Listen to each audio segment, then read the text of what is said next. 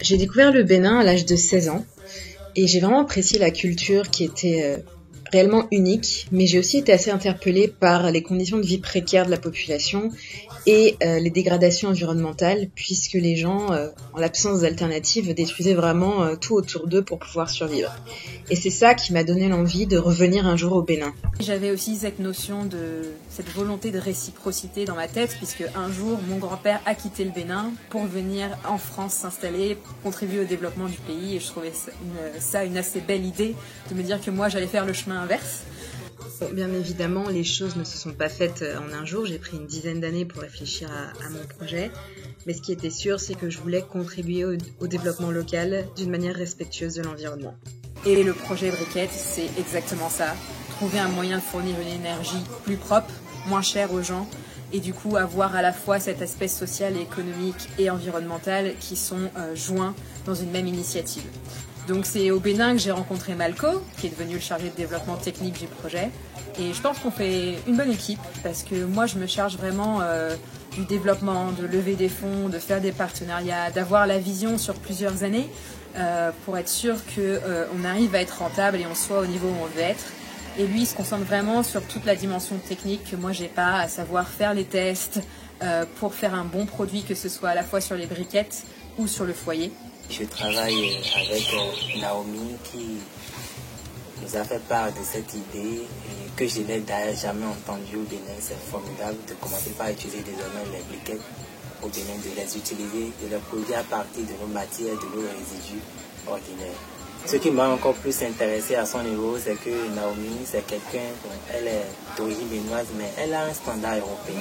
C'est formidable de travailler avec elle et de aussi progresser pour le développement et l'avancement du projet. Tout ça, c'est vraiment la conjugaison de nos efforts avec tous les ouvriers issus de la communauté qu'on a pu engager. Cette ONG-là, qui est dans notre quartier, ça nous donne tous la joie dans le quartier, parce qu'il y a plusieurs personnes dans le quartier qui sont employées dans le bureau. J'ai travaillé à certains endroits qui étaient plus durs pour moi. Je quitte la maison très tôt pour revenir la nuit. Mais ici maintenant, tu viens à 8 h pour quitter à 17 h. Ça me permet de suivre mes enfants aussi, de s'occuper de mes enfants. À la fin du mois, on te fait facilement aussi. Il n'y a pas de discussion. Tout ce que tu penses à faire avec ton argent, tu le fais facilement aussi. Cette dimension communautaire est très très importante, c'est-à-dire qu'on fait avec les gens, on n'est pas venu leur imposer quelque chose, on les a invités à participer avec nous. Et ce sont vraiment ces ménages bénéficiaires qui nous aident à améliorer les choses, notre combustible, notre foyer, en venant cuisiner avec nous, en faisant leur retour sur les briquettes pour que nous derrière on puisse s'adapter.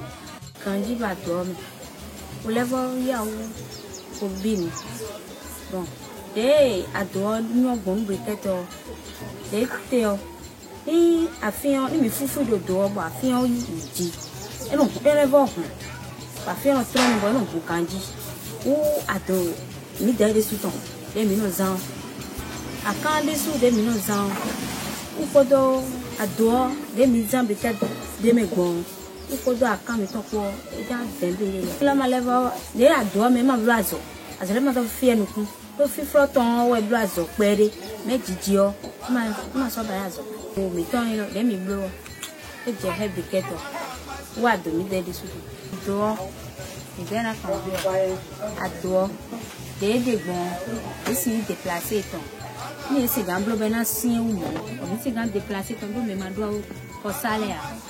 On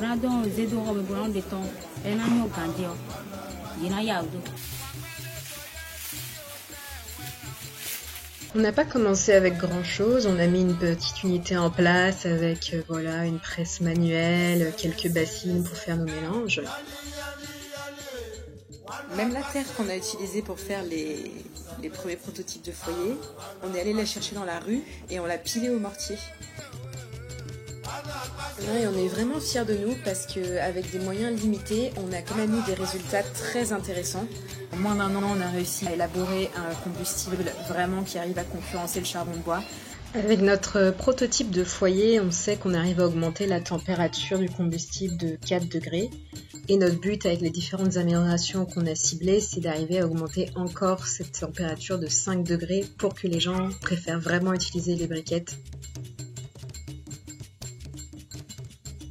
En février donc, de l'année 2021, je vais participer au projet Énergie Verte. Moi, j'amène un soutien technique à l'association. Pendant 6 mois, je vais m'occuper de faire passer la production de prototypes à semi-industriels. Pour cela, je vais devoir concevoir et fabriquer une nouvelle presse qui est en fait la clé de tout ce processus. En m'adaptant aux moyens techniques et financiers sur place. J'ai une autre mission qui est aussi très importante, c'est de former les employés à l'utilisation et à la maintenance de cette presse. J'ai choisi ce projet parce que c'est la première fois que la fabrication des plaquettes de biomasse va être semi-industrielle. Ça a toujours été fait mais qu'à une petite échelle. Et là, on va essayer de l'étendre à un quartier et voir, je m'espère plus tard, à une ville comme la ville de Porto-Novo entière. C'est un projet qui conduit au changement pour l'environnement. Si vraiment on arrive à en faire une activité pérenne économiquement, on pourrait envisager de reproduire l'initiative dans d'autres régions du Bénin ou dans d'autres régions du monde et peut-être arriver vraiment à lutter contre la déforestation pour préserver notre planète à plus grande échelle.